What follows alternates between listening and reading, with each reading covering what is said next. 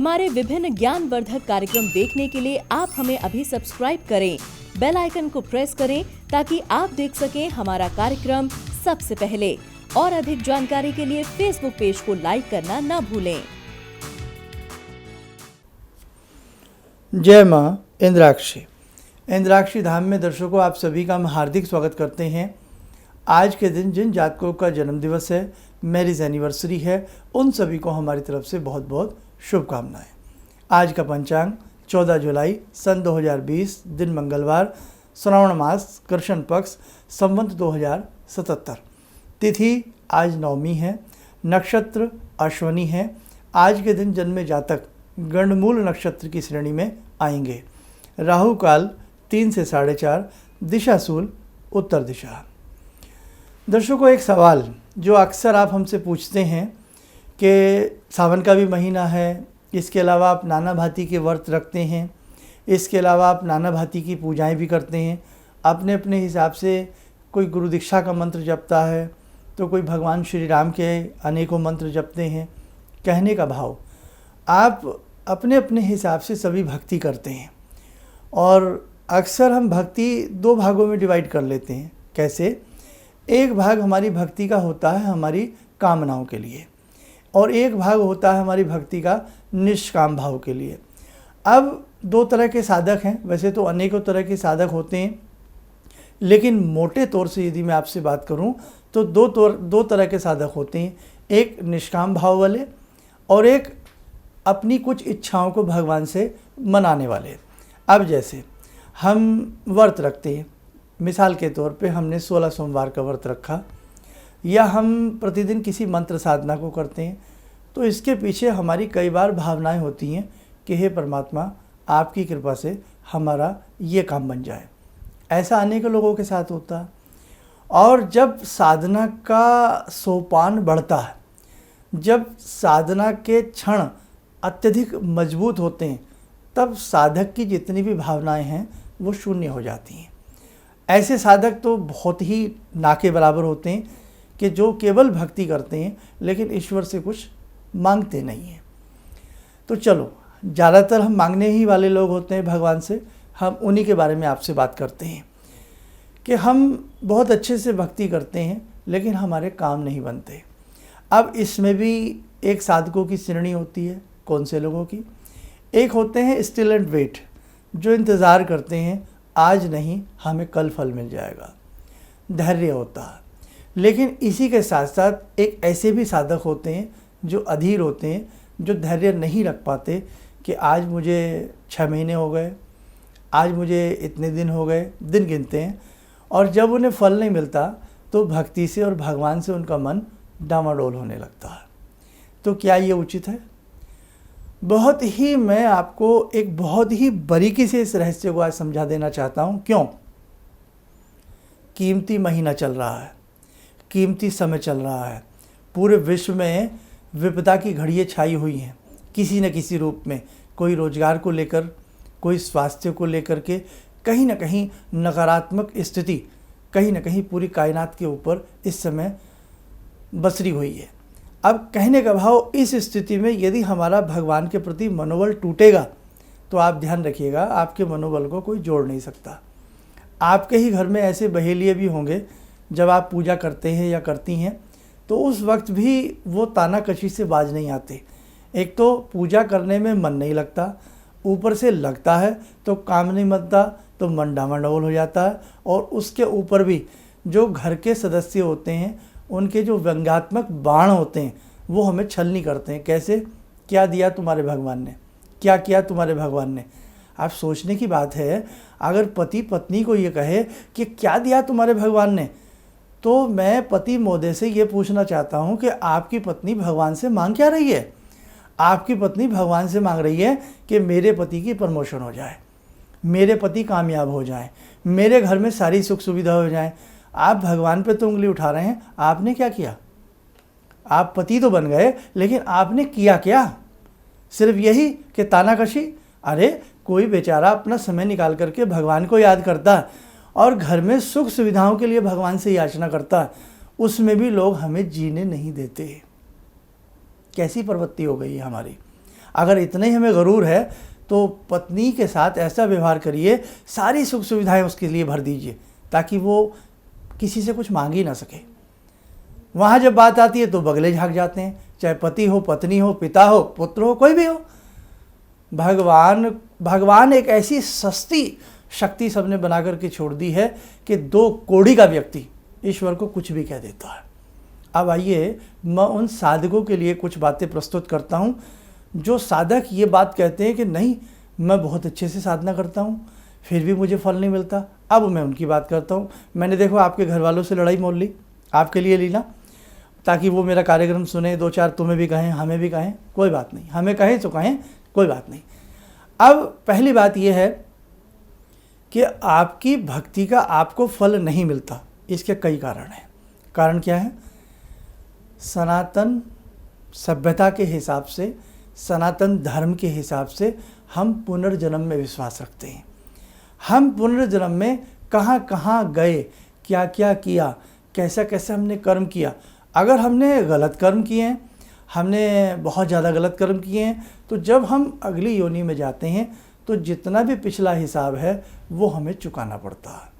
चाहे नेक नियति से चुकाएं, अपनी भक्ति से चुकाएं। मिसाल के तौर पे एक व्यक्ति ने बैंक से पैसा उधार लिया और अचानक उस व्यक्ति की डेथ हो गई, तो क्या बैंक कर्जा माफ़ कर देगा? नहीं करेगा।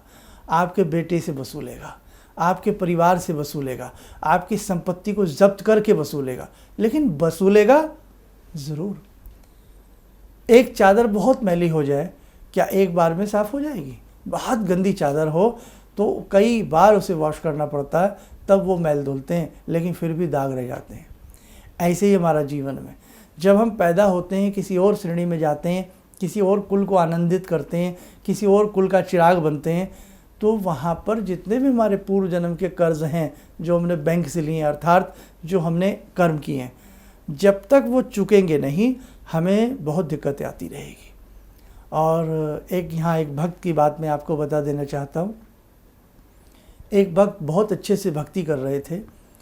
भक्ति इम्तहान लेती है, आप ध्यान रखें। अगर पहाड़ पर चढ़ना होता है तो कमर मुड़ जाती है, अगर कहीं हमें गंभीर चिंतन करना होता है तो दिमाग का दही जम जाता। कोई भी चीज़ इतनी आसानी से इस जहाँ में नहीं मिलती। तो जब हम बहुत अच्छे से भगवान की भक्ति करते हैं ना, उसमें हमें बहुत ताकत लगानी पड़ती है, और उस ताकत के कुछ क्षण हमारे पूर्व जन्म की भक्ति के लिए चले जाते हैं। अब ऐसे ही एक साधक थे, बहुत अच्छे से साधना कर रहे थे। साधना के बीच में ही पत्नी चल बसी, मन दुखा, डामाडोल हुआ, और उनके ऊपर वो यातनाएं आईं कि साधना से मन खिन्न हो गया। हालांकि साधना नहीं छोड़ी, साधना वो करते रहे, गायत्री साधना कर रहे थे। और अब उन्होंने देखा कि जब मेरे पास बचा ही कुछ नहीं, ना परिवार बचा, ना कुछ बचा, सब कुछ मेरा छिन्न भिन्न हो गया है। अब उन्होंने क्या किया? उन्होंने सन्यास के लिए संकल्प लिया। जैसे ही गंगा जी में उतरे, अंजलि में जल लिया और संकल्प के लिए उन्होंने मंत्र पढ़ा, और संकल्प जैसे ही गंगा जी में छोड़ा, त्वरित माँ गायत्री प्रकट हो गई। उन्होंने कहा, माँ गायत्री बोली, बस बोलो क्या चाहिए? आप बड़े हैरान, बोले, माँ मैं जीवन भर आपकी भक्ति करता रहा और उस वक्त में इतना परेशान रहा, लेकिन मुझे कुछ नहीं मिल पाया। आपके दर्शन मुझे श्लेष मात्र स्वप्न में भी नहीं हो पाए, लेकिन आज आप साक्षात ऐसा कह रही हैं। अब तो मुझे कुछ भी नहीं चाहिए, मेरा मन ही रिक्त हो गया है। लेकिन मैं एक बात जानना चाहता हूँ कि उस वक्त आपके दर्शन क्यों नहीं मिले? उस वक्त मेरे जीवन में बाहर क्यों नहीं आई? भगवती ऋतंबरा ने कहा कि देखो बेटे, आपने जो भक्ति की ना, आपके पूर्व जन्म के कर्म ऐसे थे कि वो सारी भक्ति उस कर्म को, उस मैल को धोने में निकल गई। और आज जो मैं प्रस्तुत हुई हूँ वो सारा हिसाब आप चुका चुके हो। और उसके साथ साथ जो आपने ये सन्यास का संकल्प लिया, सन्यास का संकल्प अगर कोई बहुत अच्छे से लेता है तो उसकी 100 गुना भक्ति वैसे ही बढ़ जाती है। तो बोले, आपकी भक्ति इतनी बढ़ चुकी है, मैं मजबूर हो गई अब आपको दर्शन देने के लिए। तो कहने का मतलब दर्शकों, जब हम भक्ति करते हैं, आप विचलित ना हुआ करें। कई बार आपकी जो अपनी रोज़ की दैनिक भक्ति है ना, छोटी छोटी सी आप भक्ति करते हैं, कोई शिव चालीसा पढ़ता है, कोई गणेश चालीसा पढ़ता है, कोई राम को भजता है, तो कोई श्याम को भजता है। अपने अपने तरीके से सब कुछ ना कुछ करते ही हैं। तो हमें जो फल नहीं मिलता उसके दो कारण हैं। एक कारण ये हो सकता है हम मंत्र गलत पढ़ रहे हो सकता है हमारी साधना का तौर तरीका अच्छा ना हो सकता है हमारा खान पान अच्छा ना हो सकता है मंत्र करते समय हमारा चित्त ना लगता हो। दूसरी बात, हमारे पूर्व जन्म के कर्म हो सकता है बहुत ही ज़्यादा विषैले हों, बहुत ही ज़्यादा कमज़ोर हों, उसकी वजह से भी हमारी भक्ति ट्रांसफ़र हो रही है। लेकिन ध्यान रखें, एक दिन फसल आएगी, एक दिन फूल खिलेंगे, अंकुर फूटेंगे, खुशबू बयार में फैलेगी। आप चिंता ना करें। बस जिस धैर्य के साथ आप अपनी पूजा कर रहे हैं मेरे दर्शकों, आप करते रहना। बहुत लोग कहते हैं अगला पिछला जन्म कुछ नहीं होता है। क्यों नहीं होता? एक बच्चा पैदा होते ही अरबों खरबों की संपत्ति का स्वामी बन जाता है। अभी उसे हंसना भी नहीं आता, चलना भी नहीं आता, बोलना भी नहीं आता, खाना भी नहीं आता, हज़ारों की संपत्ति का स्वामी बन गया। और एक बच्चा पैदा होते ही माँ का दूध भी छिन जाता है, माँ भी चली जाती है। तो ऐसा उसने क्या किया? अभी तो उसने कर्म भी प्रारंभ नहीं किया। यानी कि पूर्व जन्म का कोई कनेक्शन हमारे जीवन के सुख दुख के साथ होता ही होता है। कार्यक्रम बहुत लंबा हो जाएगा। बस मन था सावन के महीने में आपने जितने भी शेर हैं, जितने भी साधक हैं, सबका थोड़ा सा मनोबल अच्छा से बना दूं, इसलिए मैंने ये आज का कार्यक्रम प्रस्तुत किया। आइए दर्शकों, समय हो चला है आज की ध्यानमाला का। आज की ध्यानमाला में जुड़ते हैं ऋतंबरा महामाया माँ इंद्राक्षी से। ॐ सिन्दूरारुणविग्रहां त्रिनयनां माणिक्यमूलस्फुरात् स्तारानायकशेखरं स्मितमुखी भापेन वाक्षोरुवां पाणिभ्यामलपूर्णरत्नचषकां रत्नोत्परां बिभ्रति सौम्यां रत्नघटस्थरक्तचरणां ध्यायेत्परां अम्बिकां खड्गं चक्रगदेषु चापपरिगान् शूलम्बुशुण्डिं शिरा शङ्खं संदधतीं करे स्त्रीनयनां सर्वाङ्गभूषावृतां नीलासमद्युतिमास्य पाददशकां सेवे महाकालिकां यामास्तो स्वपितैहरो कमलजो हन्तुं मधुं कैटवं विद्युद्दामसमप्रभां मृगपते स्कन्दस्थितां भीषणां कन्या विहकरवालखेटविलसा धस्ताविरासेवितां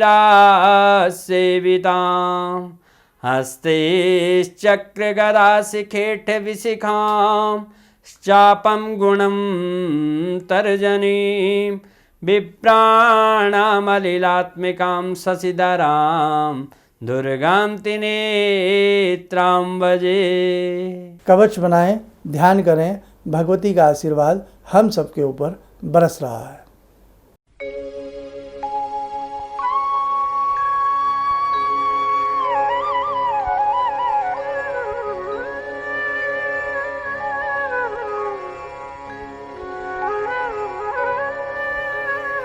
ओम बोलते हुए नेत्र खोलें, सामान्य हो जाएं। देखो दर्शकों, शायद कुछ बातें हमारी किसी को कटु भी लगती हों, उनके लिए हम क्षमा चाहते हैं। लेकिन मैं आपसे इतना ही कहना चाहता हूँ, बहुत बड़ी बात कह रहा हूँ, सुनोगे ना ध्यान से? आप लोग ध्यान से सुनना। लक्ष्मी को चोर चुरा सकते हैं, लेकिन सरस्वती नहीं चुराई जाती।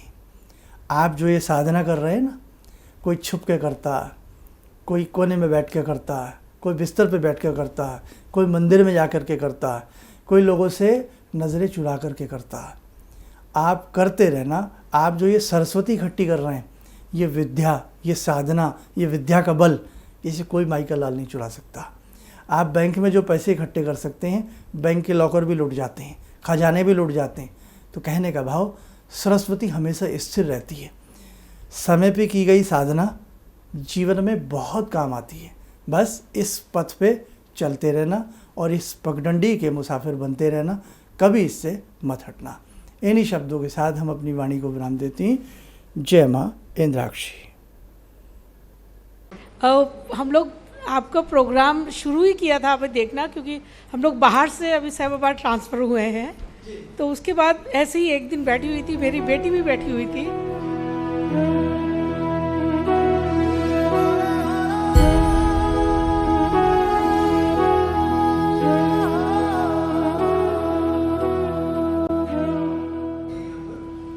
उस टाइम उसके बाद जॉब नहीं थी। थोड़ा टाइम उसने जॉब छोड़ी, मैंने एकदम से बोला उसको कि तुम ये लगाओ फ़ोन, और पहली बारी में ही उसका आपके साथ फ़ोन लग गया। पहली बार ही उसका फ़ोन लगा और आपने कहा कि उसको बहुत अच्छी नौकरी मिलेगी, और थोड़े दिन बाद ही उसको बहुत अच्छी नौकरी मिल गई और वो बहुत अच्छी नौकरी कर रही है। धन्यवाद बहुत इसके लिए। किसी भी समस्या के समाधान के लिए मिले प्रसिद्ध हस्तरेखा एवं वास्तु विशेषज्ञ प्रोफेसर धर्मेंद्र शर्मा जी से। नोट: शिविर में भाग लेने हेतु एवं व्यक्तिगत रूप से मिलने के लिए कॉल करने का समय सुबह 10 बजे से शाम 6 बजे तक। हमारे विभिन्न ज्ञानवर्धक कार्यक्रम देखने के लिए आप हमें अभी सब्सक्राइब करें, बेल आइकन को प्रेस करें ताकि आप देख सकें हमारा कार्यक्रम सबसे पहले। और अधिक जानकारी के लिए फेसबुक पेज को लाइक करना न भूलें।